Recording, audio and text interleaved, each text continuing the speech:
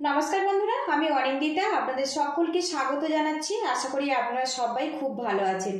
আজ আমি মাছ ভাজার সাথে বেগুন ভাজার রেসিপি আপনাদের সাথে শেয়ার করব। পুরো ভিডিওটি দেখার অনুরোধ রইল। আজকে রেসিপির জন্য এখানে দেখুন একটা বড় সাইজের কালো বেগুন নিয়েছি, আর আগে থেকে ধুয়ে আমি পরিষ্কার করে নিয়েছি। এগুলো আপনারা কম বেশি করে নিতে পারেন। তো দেখুন, মুখটা আমি কেটে বাদ দিয়েছি, পিছনটাও এইভাবে হালকা করে একটু বাদ দিয়ে দেব। এবারে গোল গোল করে আমি কেটে নেব, খুব বেশি কিন্তু মোটা করার দরকার নেই। তো বন্ধুরা দেখুন, আমি এই রকম থিকনেসে কেটে নিচ্ছি। এইরকম বেগুনটা আপনারা কম বেশি করে নিতে পারেন।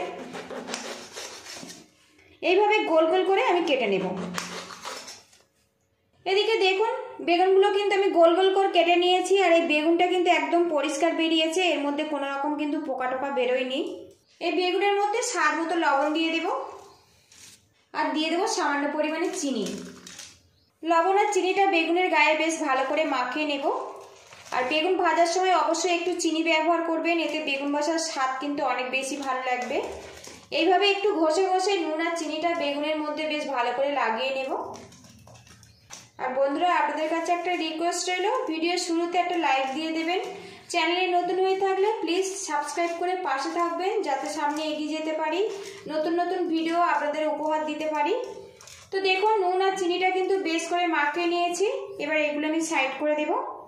বেগুন ভাজা মাছ ভাজার মতো খেতে লাগবে, সেই জন্য একটা স্পেশাল মশলা বানাবো। এখানে দেখুন একটা প্লেট নিয়েছি, আর এই প্লেটের মধ্যে আমি দিয়ে দেবো 2 চামচ পরিমাণে আদা রসুন পেস্ট। আদা রসুন সমান পরিমাণে নিয়ে ভালো করে পেস্ট বানিয়ে নিয়েছি। দিয়ে দেবো 1/2 চামচ পরিমাণে কালো জিরা, দিয়ে দেবো 1/2 চামচ পরিমাণে হলুদের গুঁড়ো। এখানে আমি যেমন বেগুনটা নিয়েছি সেই পরিমাণে কিন্তু মশলাটা বানাচ্ছি। দিয়ে দেবো 1/2 চামচ পরিমাণে ঝাল লঙ্কার গুঁড়া, ঝালটা স্বাদ মতো দেবেন। দিয়ে দেবো সামান্য পরিমাণে গরম মশলা গুঁড়ো। দিয়ে দেবো 2 চামচ পরিমাণে চালের গুঁড়ো।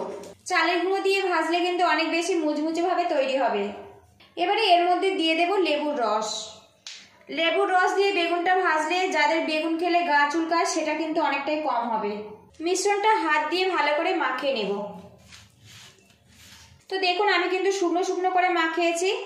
এবারে এখানে যে বেগুনটা নুন আর চিনি দিয়ে ভালো করে মাখিয়ে নিয়েছি, এর গা কিন্তু ওপরটা বেশ ভিজে ভিজে আছে, সেই জন্য এই মিশ্রণটা কিন্তু একটু শুকনো করে মাখাতে হবে, খুব বেশি কিন্তু পাতলা করা যাবে না। এবারে এই মিশ্রণটা বেগুনের এই পোর্শনটা দেখুন একটু ভালো করে এইভাবে লাগিয়ে দেব, একটা কোট করে দেব। অন্য পোর্শনটাও কিন্তু এইভাবে কোট করে দেব।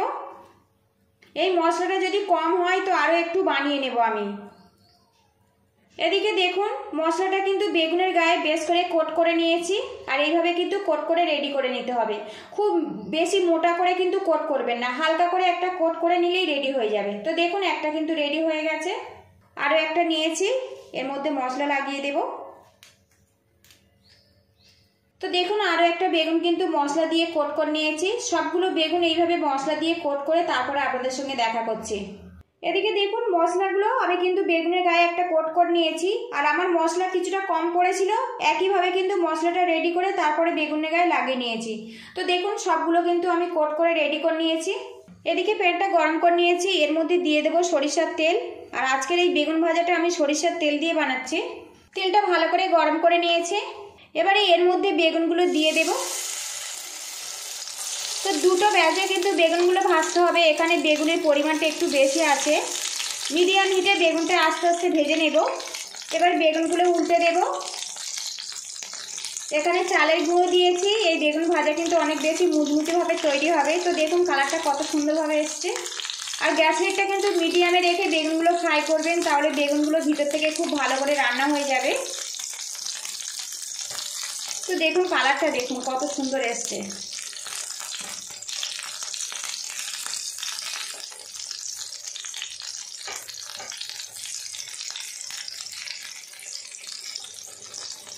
আরও কিছুক্ষণ এগুলো ফ্রাই করে নেব। এদিকে দেখুন বন্ধুরা, উল্টে পাল্টে বেগুনগুলো কিন্তু আমি ফ্রাই করে নিয়েছি, আর একটা কাঠি দিয়ে আপনাদেরকে দেখাবো কত সুন্দরভাবে এটা সিদ্ধ হয়েছে। দেখুন, তো দেখুন কত সহজে বেগুনের মধ্যে কাঠিটা চলে যাচ্ছে।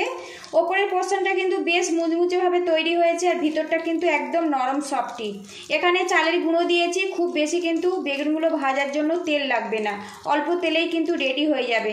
আর এখন আমি এই বেগুনগুলো তুলে নেব। তো বন্ধুরা লুকিংটা দেখুন, আপনারা তো সাধারণ বেগুন ভাজা খেয়েছেন, একবার এই পদ্ধতিতে বেগুন ভাজা ট্রাই করে দেখতে পারেন। তো কালারটা দেখুন বন্ধুরা, কত সুন্দরভাবে এটা রেডি হয়েছে দেখুন, একদম মুচমুচেভাবে তৈরি হয়েছে দেখুন। এবারে এগুলো আমি তুলে নেব।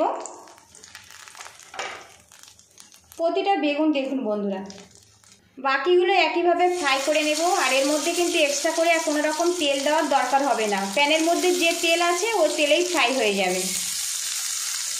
সবগুলো ভেজে আপনাদের সঙ্গে দেখা করছি। এদিকে দেখুন বন্ধুরা, মাছ ভাজার স্বাদে বেগুন ভাজা কিন্তু আমার রেডি হয়ে গেছে। আর এই বেগুন ভাজার কিন্তু ওপরটা বেশ মুচমুচে আর ভিতরটা একদম নরম সফটি। এই রেসিপিটা আপনারা কিন্তু ভাত, রুটি, পরোটা সবেতে পরিবেশন করতে পারেন। পুরো ভিডিওটির সাথে থাকার জন্য অসংখ্য ধন্যবাদ। আপনারা ভালো থাকবেন, সুস্থ থাকবেন, দেখা হবে নেক্সট ভিডিওতে। আর বন্ধুরা একবার কিন্তু বাড়িতে এইভাবে ট্রাই করবেন, কেমন হয়েছে অবশ্যই কমেন্ট বক্সে জানাবেন। তো বন্ধুরা লুকিংটা দেখুন কত সুন্দরভাবে রেডি হয়েছে।